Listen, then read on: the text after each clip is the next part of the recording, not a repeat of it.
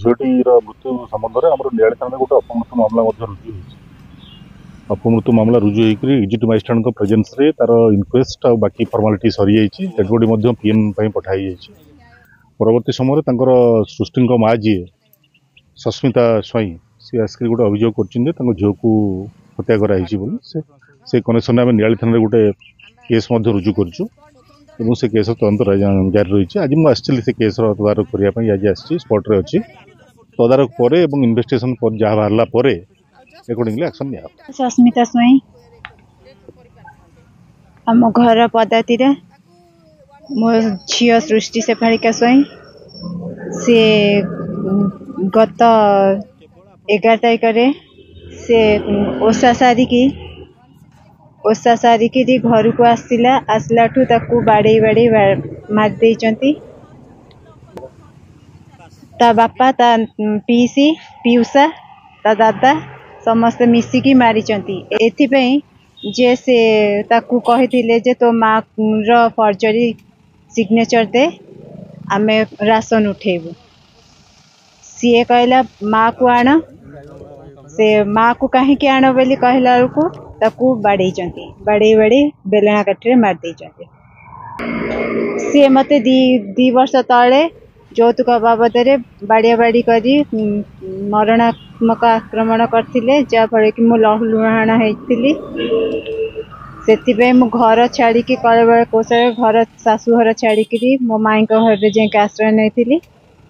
ଆଉ ସେଠି ମୋ ସ୍ୱାମୀ ବିରୁଦ୍ଧରେ କେସ୍ କରିଥିଲି। ମୋ ସ୍ୱାମୀ ଆରେଷ୍ଟ ହେଇଥିଲେ, ସେ ଜେଲ୍ ଯାଇଥିଲେ। ସେଥିପାଇଁ ମୁଁ ମୋ ଶାଶୁଘରେ ରହେନି।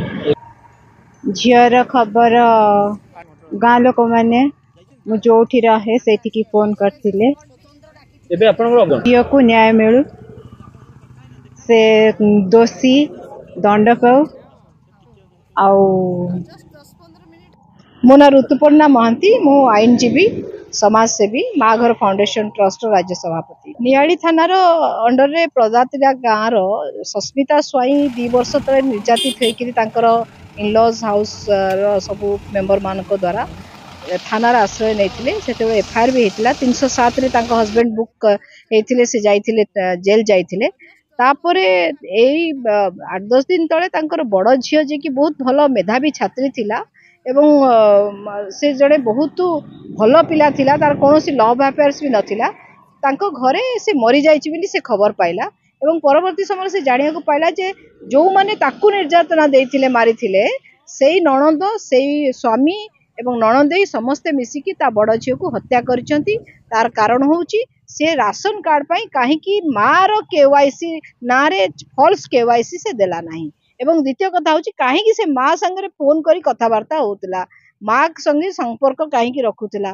ଏଇସବୁ ପାଇଁ ତାକୁ ମାରି ଦିଆଯାଇଛି ବୋଲି ବର୍ତ୍ତମାନ ଏଫଆଇଆର ଦିଆଯାଇଛି ନୟାଳି ଥାନାରେ, ତା ମା ଦେଇଛନ୍ତି ଏବଂ ସେଇ ତାପରେ ଇନଭେଷ୍ଟିଗେସନ ଚାଲିଛି। ଆଉ ଆମେ ଏଫଆଇଆର ଦେଲା ପରେ 13 ତାରିଖରେ ଏବେ ପର୍ଯ୍ୟନ୍ତ କେବଳ 164 ଷ୍ଟେଟମେଣ୍ଟଟା ଯେଉଁ ଏଫଆଇଆର କରିଛନ୍ତି ତାର ମା ସସ୍ମିତା ସ୍ୱାଇଁ, ତାର ରେକର୍ଡ କରାଯାଇଛି ଏବଂ ଆମେ ସମସ୍ତେ ଆଡଭୋକେସି କରୁଛୁ ମା ଘର ତରଫରୁ ଯେ ପ୍ରପର ଇନଭେଷ୍ଟିଗେସନ ହଉ ଏବଂ ସବୁ ଯାକ ଅଦର ଏଭିଡେନ୍ସେସକୁ ମଧ୍ୟ ଗୁରୁତ୍ୱ ଦିଆଯାଉ, ଯେମିତି ସର୍କମଷ୍ଟାନ୍ସେସ୍ ଏଭିଡେନ୍ସ ହଉ, ମ୍ୟାଟେରିଆଲ ଏଭିଡେନ୍ସ ହଉ, କେବଳ ଫିଜିକାଲ ଏଭିଡେନ୍ସ ଉପରେ ବା ପୋଷ୍ଟମର୍ଟମ ରିପୋର୍ଟ ଉପରେ ନିର୍ଭର ନ କରିକିରି ଆଉ ଅନ୍ୟାନ୍ୟ ଏଭିଡେନ୍ସ ଗୁଡ଼ାକ, ଓରାଲ ଏଭିଡେନ୍ସ ଗୁଡ଼ାକୁ ମଧ୍ୟ ନେଇକିରି ତାକୁ ପ୍ରକୃତ ଦୋଷୀ କିଏ ତାକୁ ବାହାର କରାଯାଉ ଆଉ ତାକୁ ଦଣ୍ଡ ଦିଆଯାଉ। ଆଜି ଆଡିସନାଲ ଏସପି ମଧ୍ୟ ଆସିକିରି ତାର ଷ୍ଟେଟମେଣ୍ଟ ନେଇଛନ୍ତି ସସ୍ମିତା ସ୍ୱାଇଁର ଏବଂ ତାପରେ ସ୍ପଟ ଭିଜିଟ କରିବାକୁ ଏସଡିପିଓ ଆଡିସନାଲ ଏସପି ଯାଇଛନ୍ତି।